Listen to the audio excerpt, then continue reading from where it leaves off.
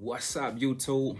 Check it out, family. We are going to get in our bag to close out the week, so please make sure you tap in, keep it locked. I got a jam-packed video for you all on today, but listen, I got something I want to share with you guys, and we want to watch this and go through this together, and I'm going to get a reaction, and we're going to break this down. And then, guys, for tomorrow, I want you to look for these two plays to take advantage of, okay? Let's go ahead and dive into it. Chris is next up. Hey, Chris, how are you? Great, how are you? Better than I deserve. What's Excellent. up? So as you're aware, the Total Money Makeover was published in 2003. And I'm sure you're also aware that the first baby step is to save $1,000 starter emergency fund.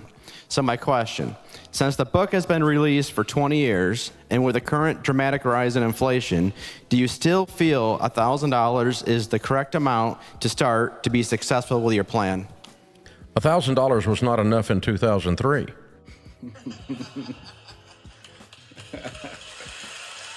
Big facts. Big facts. Listen, guys, let's break this down. Let's unpack this real quick. The question was, is a $1,000 emergency fund still enough here in 2023? And the thing that I wanted to first put on you guys, especially as we're around tax season, especially as you guys are coming into trying to invest, trying to build wealth, trying to do this thing properly, okay? Let me say this about the $1,000, because I too am a huge proponent of making sure that you guys have the 1K. But more so for me, guys, yes, you still need it. No, like Dave Ramsey said, it never was enough. However, statistics show that I think 68% of Americans don't have or can't handle a $400 emergency, okay? And so if almost 70% of the population would be knocked off their square if a $400 emergency arises, then that was the whole premise of why have $1,000 in your emergency fund, okay? Because again, guys, you don't want to let something little take you way off course, okay? And so no, it's not enough, but yes, it is a start. And for me, you guys always know, I always talk about small victories, stacking mastery on top of mastery. For me, that $1,000, sometimes I meet people, and I'm talking about down in the trenches, and they will say stuff like, Chris, I never had $1,000 in my savings account, okay? And so for that person, if you were ever that person before you arrived at where you at today, guys, it's still a huge feat to get your first $1,000, okay? But what you will see happen is you will notice that when you get it, if an emergency doesn't come, we like to call it a freedom fund account, not an emergency account, a freedom account. But if emergency doesn't happen, what ends up happening is something psychologically goes off, and you start saying, okay, let me get this to 2,000, or let me get this to 5,000. And before you know it, like I said, back in 2020, 2021, 2022, people were calling me left and right. Chris, for the first time in my life, I have $10,000 in my savings account. So guys, this is just the foundation to land the bricks to begin building your foundation and begin to build wealth, okay? So I wanted to put that on you guys. I wanted to share this with you guys. Dave Ramsey, he tickles me, but there's some nuggets in there, or there's some things you can learn from not only him, but the people calling in. And so I just wanted to put that on you guys, okay? Now on to the stocks, okay? Now on to two things I want you guys to look out for as it relates to the stock market on tomorrow, okay? Tesla, I'm gonna kick it off with Tesla because they had earnings today and they were down 10% today, $17 they were down on the day.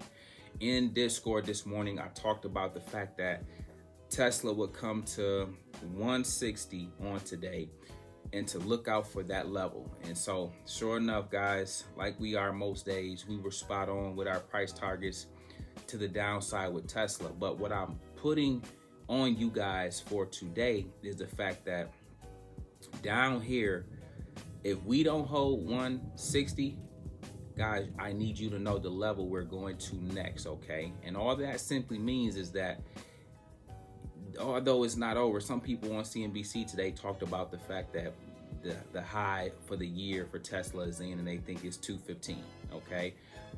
Guys, we trade the chart, not the news. Always remember that.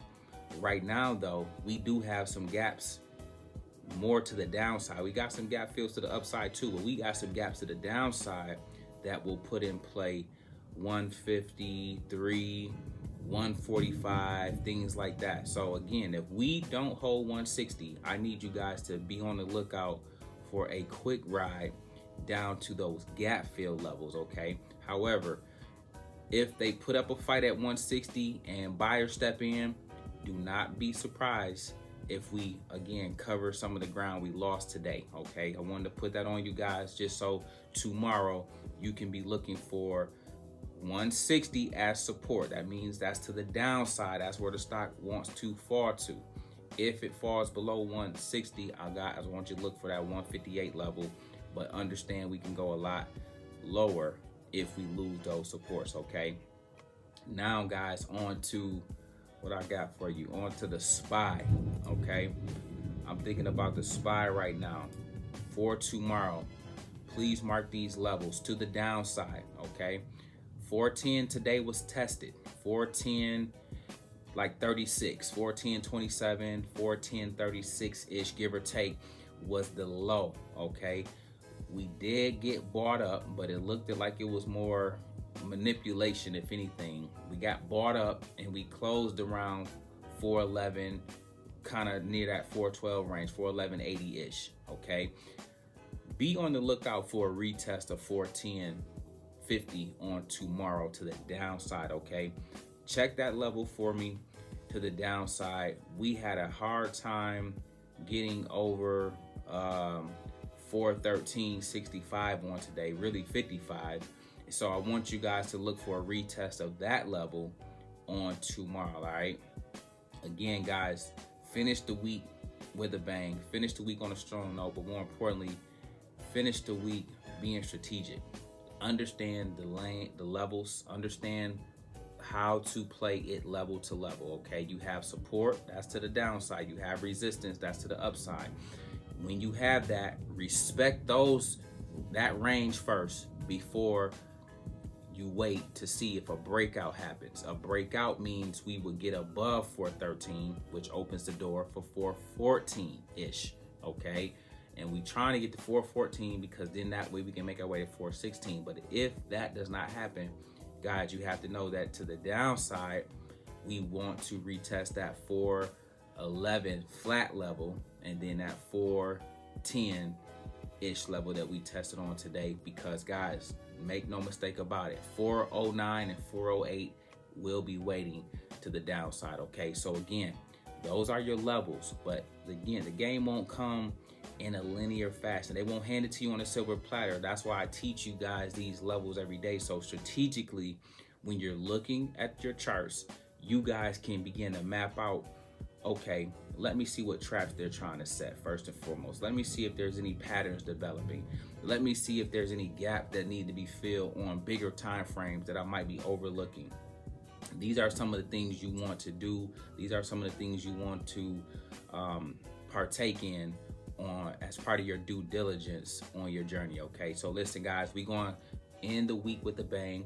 We're going to knock tomorrow out the park regardless, okay? Around here, we make money in both directions. You choose your direction. You don't have to play both.